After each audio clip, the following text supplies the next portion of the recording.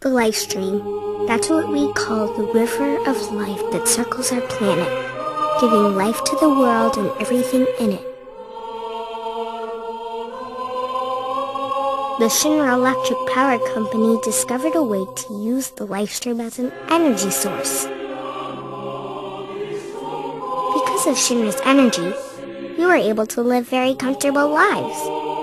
But wasn't that because we were taking away from the planet's life? A lot of people thought so. Shinra used their power to try and stop anybody who got in their way. Shinra had a special group of warriors called Soldier, and all of the soldiers had Genova souls put inside them. Genova was a calamity that fell from the sky a long, long time ago and tried to destroy the planet.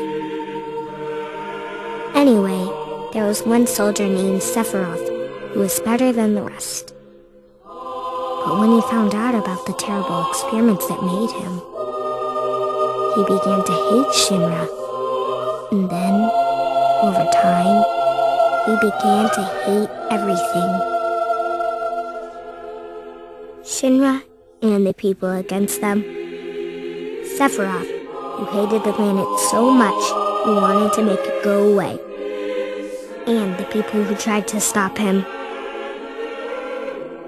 There were a lot of battles. For every battle, there was more sadness. Careful now. That which lies ahead does not yet exist.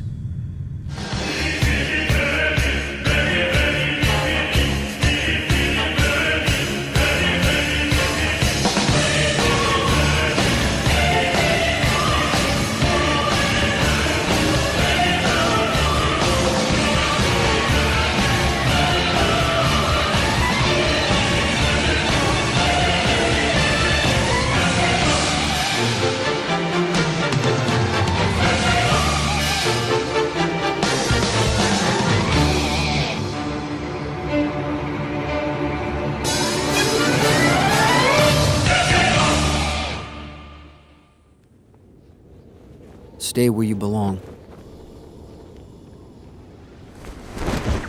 In my memories. I will never be a memory.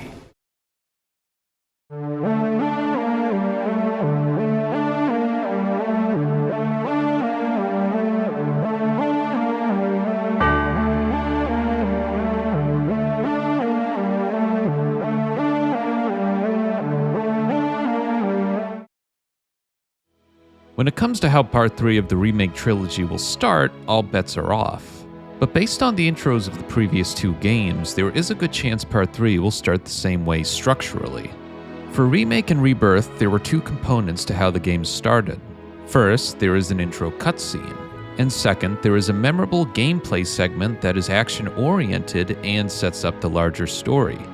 Thus, I suspect Part 3 will start in a similar fashion, especially given that the party is currently flying to the north, where nothing exciting happens as far as fights or gameplay goes. In other words, the developers have all the freedom in the world to open the game how they want to.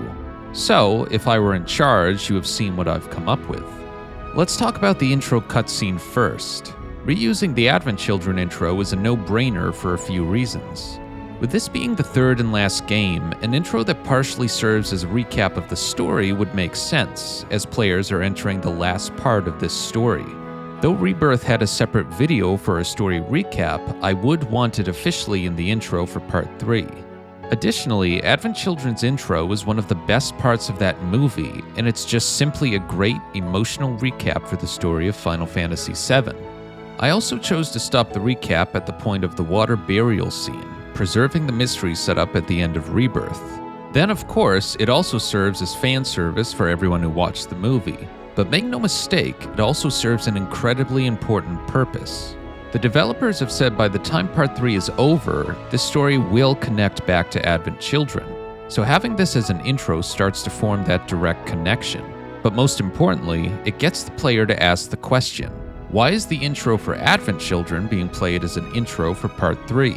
It creates mystery and intrigue, and will start to get players wondering just how far we will go in Part 3 and where the story ultimately ends. So, let's move on to the gameplay segment I've chosen, because if I had to guess, this is where most people watching don't like what I've done here. For Part 3, I think it's time to immediately start introducing Sephiroth's true motives and the background of such motives. And since I believe the current remake trilogy is a sequel, I find that it makes most sense to start this game at the end of the original story, specifically the final fight. But not this one, the actual final fight. And to be clear, I do not want this to be a cutscene. I want this all to be playable.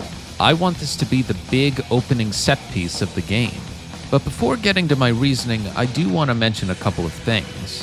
First, I know the transition between my intro and this gameplay segment is not the smoothest. In reality, I would want more of a build-up before the actual fight starts. Perhaps panning over destroyed Midgar before the reveal that this is Advent Children. But for the purposes of this video, I did not want you to sit through a long fight scene from the movie. I just wanted to get the point across that this fight scene takes place and it would be playable. Additionally, I would want more of a transition between Sephiroth disappearing and this final scene in the Edge of Creation.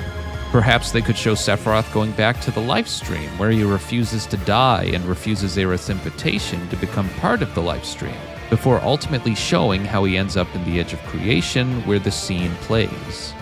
Anyway, on to my reasoning. First off, this fight is just pure spectacle and action, and has never been playable.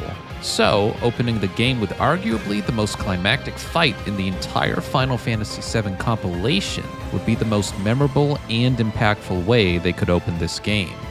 Fighting through destroyed Midgar and using the fusion sword would be unbelievable, and they could even have a short tutorial for how to use the sword.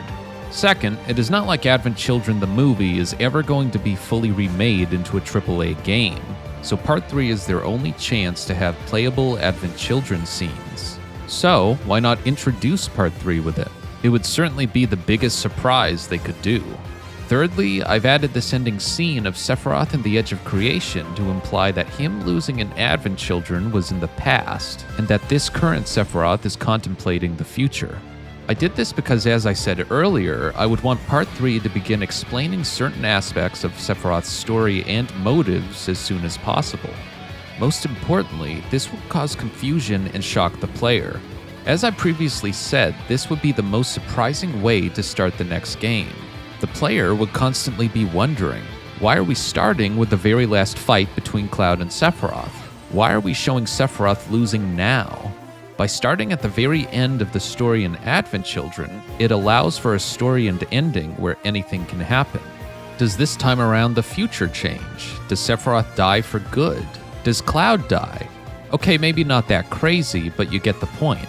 It will make the player be on edge the rest of the game, wondering what is going to happen and how this story will conclude. Similar to how Rebirth opened with teasing Aerith's death. As the rest of the game, I couldn't help but wonder what is going to happen to her. I want the same type of uncertainty to be at the beginning of Part 3. And after this intro is over, it can go anywhere. They could pick up the story back inside the tiny Bronco with Cloud and the party. They could focus on Zack, or maybe even show more of Sephiroth's story.